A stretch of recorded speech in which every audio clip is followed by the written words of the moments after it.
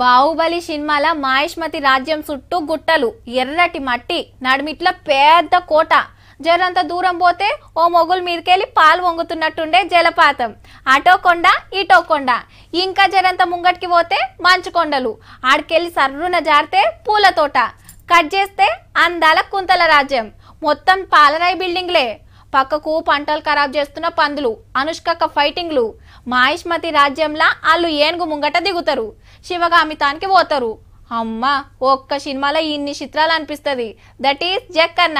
ఇప్పుడు అంతకంటే చిత్రంగా ఆదిలాబాద్ జోడేఘాట్ అడవులకు, ఉత్తరాంధ్ర మాన్యం అడవులకు లంక పెట్టిండు. ఇద్దరు తోపు హీరోలు, ఓ తోపు డైరెక్టర్.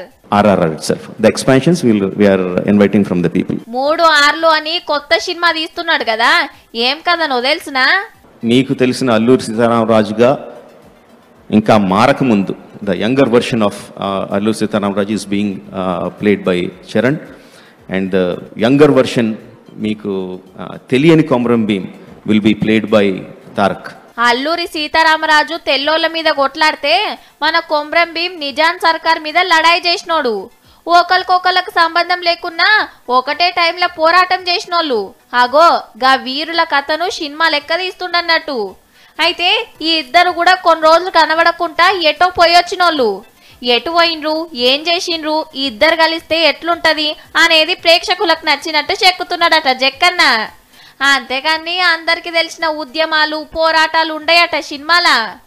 మరి మొన్ననే ఓ సినిమాల సీమ భాష దంచిండు ఎన్టీఆర్. మరి ఈ సినిమాల ఏం యాస ఉంటది అని అడిగితే కొమరం భీమ్ గారు మాండలికం ఏదైతే ఆ మాండలికం అంటే. ఇక అల్లూరి రామ్ చరణ్ కు జోడిగా హిందీ యాక్టర్ అమ్మ ఆలియా భట్, కొమరం భీమ్ ఎన్టీఆర్ పక్కకు ఓ ఇంగ్లీష్ హీరోయిన్ ఉంటదట.